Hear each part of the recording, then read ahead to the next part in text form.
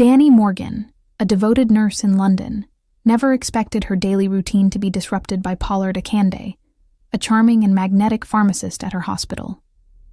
What starts as friendly car rides and light-hearted conversations slowly deepens into an irresistible bond that shakes the foundation of Danny's carefully balanced life. As emotions intensify, she finds herself caught between her responsibilities and the intoxicating pull of forbidden love. Faced with a choice that could change everything, Danny must navigate the delicate line between passion and consequence in this gripping tale of desire, inner turmoil, and the decisions that shape our futures. Danny Morgan's shift had just ended, but the chaos of the hospital still buzzed. Around her, nurses hurried down brightly lit hallways, their shoes squeaking against the polished floors. Danny tightened her ponytail as she stepped into the break room. The faint hum of the vending machine was her only company, until the door opened again, and a figure stepped in. Poakin was balancing a tray of paperwork and a mug of tea.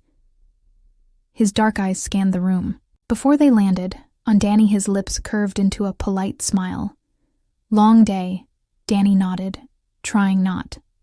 Tostari Part had a calm presence that seemed out of place in the hospital's perpetual frenzy always is. She replied, sipping her lukewarm coffee. She had seen him around before, a quiet yet efficient pharmacist with an air of composure that made people trust him. He was young, perhaps too young to have already established such a reputation. "You're Pod, right?" she asked. The silence, "That's me." He set down his tray and extended a hand. "And you're Danny. Everyone here seems to know you." Her laugh was soft but genuine. "Guess that's what happens when you've been here long enough. People start to expect you'll never leave." Their conversation was cut short by an announcement over the intercom calling Par to the pharmacy. He excused himself, with a nod, leaving Danny with a strange sense of anticipation. She couldn't place why, but his presence lingered in her thoughts as she gathered her things and headed for the parking lot outside. The London sky was heavy with rain. Clouds. Danny slid into her car, the leather seats cold against her scrubs. She was about to drive off when she noticed Pollard standing at the curb. Umbrella lesson scrolling through his phone impulsively. She rolled down her window. "Need a ride?" Pard hesitated, his surprise evident. "Are you sure I don't want to trouble you?" "It's no trouble," Danny said, unlocking the passenger door, hopping before the rain starts. As Pard settled into the seat, the scent of his cologne, a subtle mix of cedarwood and citrus, filled the cart. They drove in silence for a moment, the sound of the engine and occasional raindrops tapping the windshield, creating a soothing rhythm. "Do you live fair?" Danny asked, breaking the quiet. "Not too far," Paul replied, giving her directions. "Just a bit past the high street." She nodded, taking a turn. "How do you like working here?" "It's good," he said, thoughtfully. "Busy, but I like the challenge, and the team is great. People like you make it worthwhile." Danny felt a flush creep up her neck but kept her ease on the road. "Well, we're lucky to have you. You're already making a name for yourself." Pard chuckled, the sound warm and unguarded. "I'm just trying to keep up." The conversation flowed easily after that, touching on everything from their shared frustrations with hospital bureaucracy to their favorite places in the city. By the time Danny pulled up to PD's building, the rain had begun, in earnest droplets streaking the windows. "Thanks for the ride," he said, reaching for the door. "Handle, I owe you one." "Anytime," Danny replied, her voice softer than she intended. Pard hesitated for a moment, as if he wanted to say more, but instead, he stepped out into the rain. Danny watched him disappear into the building before driving off, her mind swirling with thoughts she couldn't quite name. When she arrived home, the flat was dark. Jonathan's briefcase was by the door, a sign he had come home earlier than usual. Danny found him in the study, his face illuminated by the glow of his laptop. "You're back late," he said without looking up. "Got caught up at work," she replied, setting her bag down. Jonathan nodded, his attention fixed on the screen. The silence between them was familiar, yet suffocating. Danny lingered in the doorway for a moment before retreating to the bedroom. As she changed out of her scrubs, her thoughts drifted back to Pard. There had been something unspoken in their exchange, a connection that felt both thrilling and dangerous. Danny shook her head, trying to push the thought away. But as she lay in bed that night, listening to the rain against the windows, she couldn't help but wonder, when had her life become so predictable? And why did the idea of seeing Pard again stir something deep within her? Something she hadn't felt in years. Danny closed her eyes, but sleep eluded her instead. She replayed their conversation in her mind, the warmth of Pardun's voice and the ease of his smile etched into her memory. For the first time in a long while, Danny felt a spark. It was faint, but it was enough to leave her restless. And though she didn't know it yet, that spark was about to set her carefully constructed life. Ablaze, the days at the hospital passed in a blur of routine. For Danny Morgan, yet a subtle shift had taken place. She couldn't deny the sense of anticipation she felt whenever she crossed paths with Paul Dand. Their conversations, once casual and fleeting, had grown more frequent. Each encounter was laced with an undercurrent of something unspoken. It was on a Thursday evening, just as the sun dipped below the horizon, that their connection deepened. Danny was leaving late again, a stack of paperwork keeping her after hours. As she walked toward her car, she spotted Pard near the entrance, engrossed in his phone. Late again, she called out, her voice carrying across the quiet parking lot. Pard looked up, his face breaking into a smile. "Seems like it's becoming a habit. Need another ride?" She asked, her tone playful but sincere. He hesitated, then nodded. "If you're sure you don't mind, get in before I change my mind." She teased. The drive began in comfortable silence, the hum of the car filling the space between them. Danny couldn't shake the feeling that these rides had become a sanctuary for both of them, a place where they could escape the demands of their roles. "Have you always wanted to be pharmacist?" she asked, glancing at him. Briefly, Pard leaned back, his expression thoughtful. "Not always back home in Lagos. I thought I'd become an engineer like my father, but after moving here I realized I wanted to do something that directly helped people." Danny nodded, impressed. "That's a big decision, and you've done well for yourself." "Thanks," he said, a hint of shyness in his tone. "What about you? Did you always want to be a nurse?" "Sort of." She admitted. "I wanted to be a doctor, but life had other plans. Nursing seemed more achievable at the time." Pard tilted, his head studying her. "Do you regret it?" The question caught her off guard. Danny hesitated before answering. "Sometimes, but I like what I do. I just wish." She trailed off, unsure of how much to reveal. Paul didn't press her, but his silence invited her to continue. "I wish I'd taken more risks," she said quietly. "Not just in my career, but in life." The weight of her words hung between them. And for the first time, Danny felt exposed, yet instead of discomfort, she felt a strange sense of relief. "You still can," Pard said softly, his voice carrying an unspoken encouragement. Their yes met briefly, and in that moment, something shifted. Danny felt her breath catch, the boundaries she had carefully constructed beginning to blur. The tension was broken when they arrived at Pard's building. He lingered for a moment, his hand resting on the door handle. "Thanks again, Danny."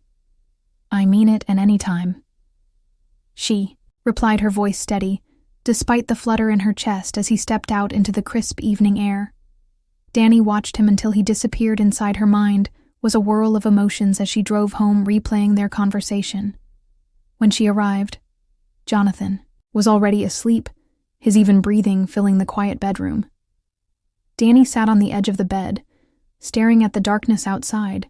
She felt a growing divide between the life she shared with her husband and the connection she was building with Pard. The following week, their interactions at the hospital became more deliberate. A shared coffee break turned into an hour of easy conversation. A quick question about work evolved into a discussion about their favorite books. Danny found herself drawn to Pod's sincerity, his quiet confidence, and the way he seemed to genuinely listen. One evening as they sat in her car after another ride home, Pard turned to her. "Can I ask you something, of course?" Danny replied, her heart racing. "Why are you doing this? Giving Merides, spending time with me?" The directness of his question caught her off guard, but she appreciated his honesty. "Because I enjoy your company," she said, her voice barely above a whispered gaze held hers. And for a moment, the world outside seemed to fade away. "Enjoy your company too," he admitted more than I probably should. The air between them grew thick with unspoken possibilities. Danny felt her pulse, quick in her mind a storm of conflicting emotions. She knew she was treading dangerous ground, but she couldn't bring herself to pull away. "I should go," Pard said, finally, his voice tinged with reluctance. "Right," Danny said, her hands gripping the steering wheel. He stepped out, but before closing the door, he leaned down and looked at her. "Good night, Danny." "Good night, Pard," she replied, her voice softer than she intended. As she drove away, Danny felt the weight of what had just transpired. A line had been crossed, even if it wasn't spoken aloud. The spark that had been flickering between them had grown into a flame, and she knew it wouldn't be long before it consumed them both. For the first time in years, Danny felt alive. But beneath the excitement lurked a gnawing sense of guilt, a reminder that she was playing with fire. Danny woke up to the faint hum of our rain against the bedroom window. The familiar sound should have been soothing, but her mind was anything but calm. She glanced at Jonathan's side of the bed. It was empty. He had already left for an early meeting. The air felt heavier than usual. The weight of her unspoken thoughts pressing down on her chest. At work, the hospital buzzed with its usual rhythm. Nurses darted in and out of rooms. Patients called out for attention, and doctors gave hurried instructions. Yet for Danny, everything seemed muted, as though she were operating on a different frequency. Her focus snapped back when she spotted Pard in the corridor. He was speaking with a patient, his calm demeanor a stark contrast to the chaos around him. Danny couldn't help but admire his composure, the way his presence seemed to command trust. Their eyes met briefly, and Parda gave her a small nod. It was nothing out of the ordinary. Yet, it sent a ripple through her. She quickly looked away, chastising herself for the fluttering in her chest. Later that evening, Danny found herself in the break room, absently stirring her tea. The day had been long, and she was grateful for a moment of quiet. She didn't hear Poe enter until he was standing by the counter, pouring himself a cup of coffee. "Long day?" he asked, his voice breaking the silence. Danny smiled faintly. "Aren't they all?" Pard sat across from her, his cough untouched. "You seem distracted lately." Danny hesitated, her fingers tightening around her mug.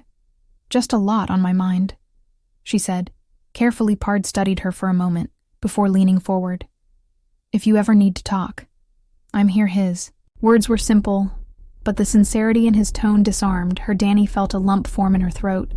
She wanted to confide in him, to spill everything she had been holding back.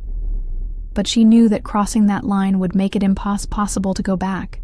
Instead, she nodded, her voice barely audible. "Thank you." The tension between them lingered as they sat in silence, the unspoken connection growing stronger with each passing moment. It was Pard who finally broke it. "Let me walk you to your car," he offered. Danny hesitated, but agreed as they stepped into the cool evening air. The rain had slowed to a light drizzle. Pard walked beside her, his hands stuck into his pockets. "Do you ever feel like life just happens to you?" Danny asked suddenly, her voice carrying a vulnerability that surprised even herself. Pard looked at her, Heist expression thoughtful sometimes, but I think it's up to us to decide what we want and go after it. Danny stopped, walking his words hanging in the air. She turned to face him, her heart pounding. "And what do you want?" Pard, the question was bold, almost reckless, but she couldn't stop herself. Pard hesitated, the conflict evident in his eyes right now. "You want to be honest? Then be honest," Danny whispered, her voice trembling. PA took a step closer, his presence, both comforting and electrifying. I can't stop thinking about you. He admitted, his voice barely, above a whisper. But I know this isn't. Simple Danny's breath caught. She felt as though the ground beneath her had shifted. Every rational thought screamed her to walk away, to end this before it began. But another part of her, the part that had felt trapped and invisible, for so long, yearned for the connection. Pard offered, I can't stop thinking about you either. She admitted, her voice breaking the confession. Hung between them, raw and unguarded for a moment, neither of them spoke. The sound of the drizzle and the distant hum of traffic were the only witnesses to their vulnerability. Pard reached out, hesitantly brushing a strand of hair from her face. The gesture was tender, almost reverent, and it sent a shiver down her spine. This is dangerous, Danny said, her voice barely audible. I know, Paula replied. But sometimes the things that scare us the most are the ones that matter. Danny closed her eyes, torn between the life she had built and the possibility of something more when she opened them. Pard was watching her, his gaze steady and unwavering. I need to go, she said suddenly, stepping back. Pard nodded, respecting her. Retreat. Good night, Danny, he said softly, his tone filled with a mix of understanding and longing. Good night, she replied, her voice trembling as she drove home. Danny felt as though she were standing on the edge of a precipice. She knew she was dangerously close to falling. But a part of her wondered if she was ready to let herself go. The spark between them had ignited, and Danny knew it was only a matter of time before it turned into a flame. Yet, as much as she feared the fire, she couldn't deny the warmth it brought too, a part of her that had long been cold.